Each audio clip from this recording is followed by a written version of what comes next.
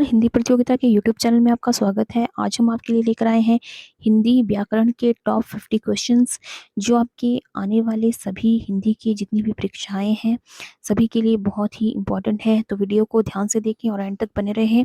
तो शुरू करते हैं। पहला प्रश्न है, गीदड़ का स्त्रीलिंग क्या होगा? तो गीदड़ का स्त्रीलिंग होगा गीदड़ी। ऑप्शन नंबर 3 इसका सही आंसर है। अगला प्रश्न है, स्पृश्य शब्द को विलोमार्थक बनाने के लिए किस उपसर्ग का प्रयोग करेंगे?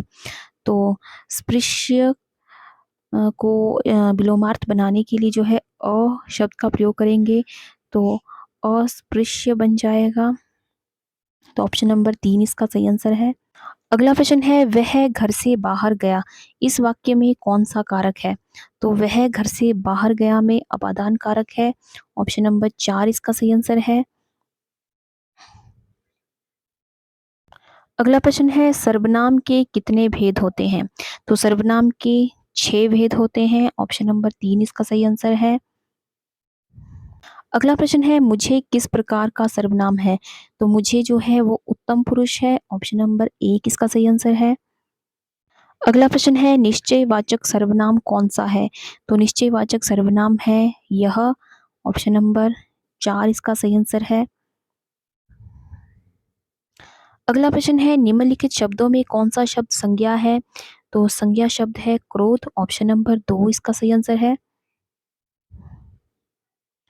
अगला प्रश्न है, अर्थ के विचार से संज्ञा के कितने भेद हैं? तो अर्थ के विचार से संज्ञा के कुल 5 भेद हैं। ऑप्शन नंबर 2 इसका सही आंसर है। अगला प्रश्न है, आंसू का बहुवचन क्या होगा? तो आंसू का बहुवचन होगा आंसुओं। ऑप्शन नंबर 3 इसका सही आंसर है। अगला प्रश्न है, निम्नलिखित में से कौन सा शब्द बहुवचन नहीं है? तो बहुवचन जो नहीं है वो है जनता। ऑप्शन नंबर 4 इसका सही आंसर है। अगला प्रश्न है, कौन सा शब्द बहुवचन है? तो बहुवचन जो है वो होगा प्राण। ऑप्शन नंबर 2 इसका सही आंसर है। अगला प्रश्न है, निम्नलिखित में से कौन सा शब्द एक वचन नहीं है? तो एक वचन जो है वो नहीं है वो है समाचार। ऑप्शन नंबर 4 इसका सही आंसर है, समाचार।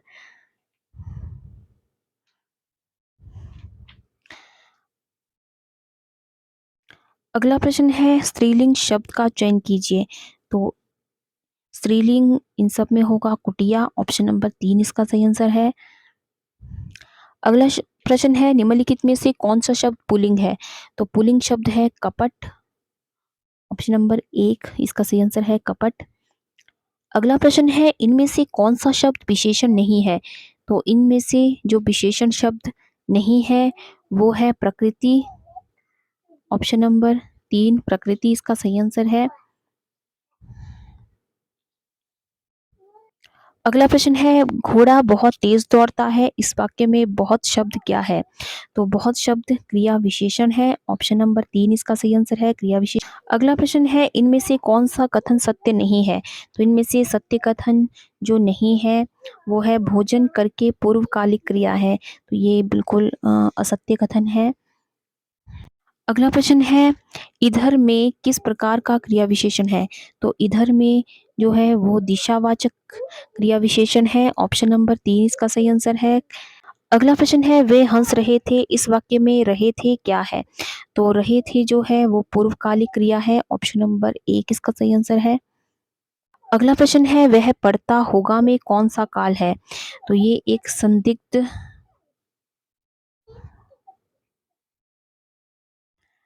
वर्तमान काल है। संदिग्ध वर्तमान काल है। ऑप्शन नंबर 2 इसका सही आंसर है। अगला प्रश्न है, पूजनीय में प्रत्यय बताइए। तो पूजनीय में जो प्रत्यय है वो है नीय। ऑप्शन नंबर 2 इसका सही आंसर है। अगला प्रश्न है, स्वर्गीय में कौन सा प्रत्यय प्रयुक्त है? तो स्वर्गीय में जो प्रत्यय लगा हुआ है वो है ईय। ऑप्शन नंबर 4 इसका सही आंसर है। अगला प्रश्न है, गांगेय में कौन सा प्रत्यय जुड़ा हुआ है? तो गांगेय में जो है वो ए प्रत्यय जुड़ा है। ऑप्शन नंबर 3 इसका सही आंसर है।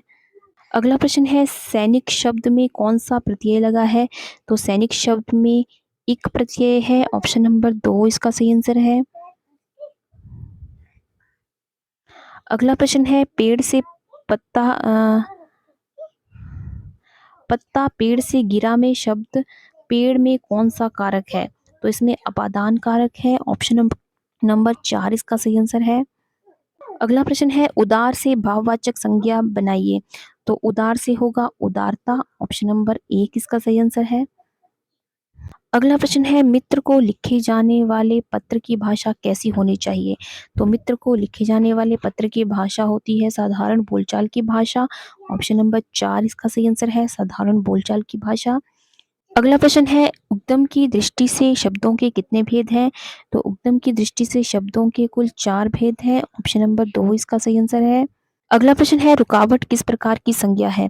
तो रुकावट जो है भाववाचक संज्ञा है। ऑप्शन नंबर 3 इसका सही आंसर है। अगला प्रश्न है इनमें से कौन सी जातिवाचक संज्ञा है? तो जातिवाचक संज्ञा होगा लड़का। ऑप्शन नंबर 1 इसका सही आंसर। अगला प्रश्न है कई लोग आए थे इस वाक्य में कई किस प्रकार का विशेषण है? तो ये एक अनिश्चित संख्यावाचक है। ऑप्शन नंबर 4 इसका सही आंसर है। अगला प्रश्न है मैं खाना खाकर सो गया इस वाक्य में खाकर क्रिया किस प्रकार की क्रिया में आता है? तो ये एक पूर्वकालिक क्रिया है। ऑप्शन नंबर 3 इसका सही आंसर है। अगला प्रश्न है इनमें से कौन सा समुच्चय बोधक संयोजक नहीं है? तो अतः जो है वो समुच्चय बोधक संयोजक नहीं है। ऑप्शन नंबर 1 इसका सही आंसर है। अगला प्रश्न है इनमें से कौन सा शब्द अति उपसर्ग से नहीं बना है? तो अधीन शब्द जो है वो अति शब्द से नहीं बना है। अगला प्रश्न है अभ्यर्थी में कौन सा उपसर्ग है? तो अभ्यर्थी में जो है अभि उपसर्ग है। ऑप्शन नंबर 3 इसका सही आंसर है। अगला प्रश्न है उज्ज्वल में कौन सा उपसर्ग है? तो उज्ज्वल में उपसर्ग होगा। ऑप्शन नंबर 4 इसका सही आंसर है। अगला प्रश्न है अभ्युदय शब्द में कौन सा उपसर्ग लगा है? तो अभ्युदय शब्द में उपसर्ग है अभी। ऑप्शन नंबर 1 इसका सही आंसर है। अगला प्रश्न है परिमाप में उपसर्ग बताइए। तो परिमाप में उपसर्ग है परि। ऑप्शन नंबर 1 इसका सही आंसर है। अगला प्रश्न है दुष्चरित्र में कौन सा उपसर्ग है? तो दुष्चरित्र में उपसर्ग है दुष। ऑप्शन नंबर 2 इसका सही आंसर है। अगला प्रश्न है गुलाबी में कौन सा प्रत्यय है? तो गुलाबी में प्रत्यय है ई। ऑप्शन नंबर 2 इसका सही आंसर है। अगला प्रश्न है लुहार शब्द में कौन सा प्रत्यय लगा हुआ है? तो लुहार शब्द में प्रत्यय लगा है हार। ऑप्शन नंबर 4 इसका सही आंसर है। लुहार शब्द में जो प्रत्यय लगा है वो है आर, हार नहीं होगा। अगला प्रश्न है व्युत्पत्ति के अनुसार शब्दों का वर्गीकरण है। तो व्युत्पत्ति के अनुसार जो है शब्दों के कुल 3 भेद हैं। ऑप्शन नंबर 2 इसका सही आंसर है। अगला प्रश्न है अ किस प्रकार का स्वर है? तो अ जो है वो एक संयुक्त स्वर है। ऑप्शन नंबर 2 इसका सही आंसर है। अगला प्रश्न है ए किन दो स्वरों से मिलकर बना है? तो ए जो है वो अ जमा ए से मिलकर बना है। तो ऑप्शन नंबर 3 इसका सही आंसर है। अगला प्रश्न है आंगन शब्द स्वरों के उच्चारण की दृष्टि से क्या है? तो आंगन शब्द स्वरों के उच्चारण की दृष्टि से जो है वो अनुनासिक शब्द है। ऑप्शन नंबर 1 इसका सही आंसर है। अगला प्रश्न है अवर्ण किस वर्ग का है?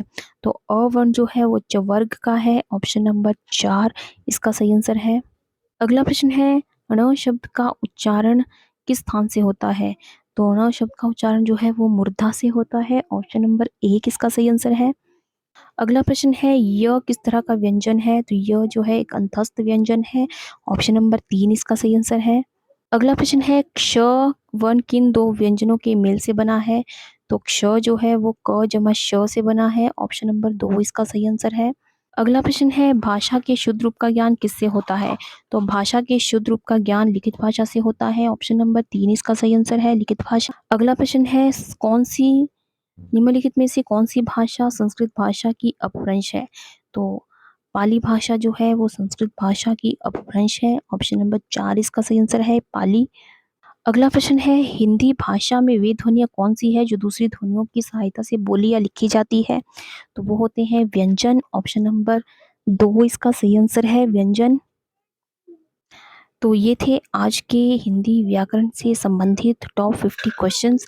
तो आई होप आपको ये वीडियो पसंद आया हो, तो वीडियो को लाइक करें और ज़्यादा से ज़्यादा शेयर करें और चैनल को सब्सक्राइब करना बिल्कुल ना भूलें। तो आज की वीडियो में बस इतना ही, मिलते हैं एक नई वीडियो में कुछ नए प्रश्नों के साथ। तब तक के लिए जय हिंद, जय भारत।